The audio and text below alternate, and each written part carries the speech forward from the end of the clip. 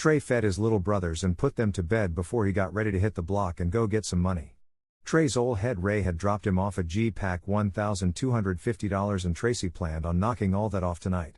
That would be $250 for him if he did, and he would be able to replace most of the money that he gave his mom earlier. Trey put most of the $1,250 worth of caps in a sandwich bag and put it under one of the couch cushions. He figured there was no need to be standing on the corner with a whole G-Pack in his pockets. If he needed more, he could just run back to the crib. He hustled 2 blocks away from his house. The block was rocking from the moment Tracy stepped out there, and he was out hustling everyone on the corner.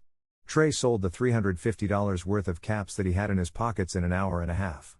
Trey couldn't believe his luck. If it went this way all night, he would be sold out before 1 a.m.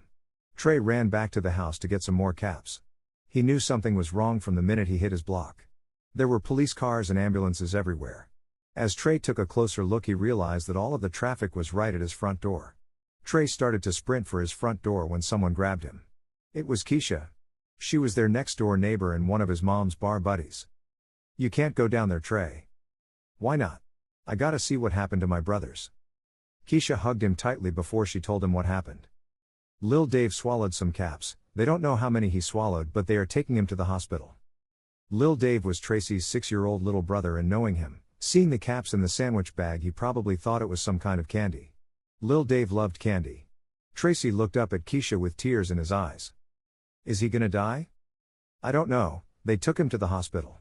DHS took Mike, and if you go down there the police are going to take you because I'm sure that those were your caps that Lil Dave swallowed."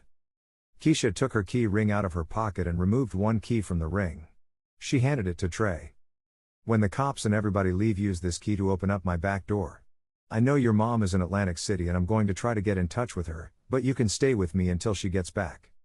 Tracy took the key and started to head back to where he came from. He started crying for his little brothers. He started crying even harder when he realized how quickly his whole life had just fallen apart. He couldn't go back to the corner. If he ran into old head Ray, he was sure that he was going to get killed for not having all of his product or his money. He knew for a fact that Ray had killed people for much less. He couldn't go to Keisha's house because he was sure that his mom was going to kill him whenever she came home. He had to go somewhere, though he couldn't afford to be standing around and risk getting picked up by the cops or DHS.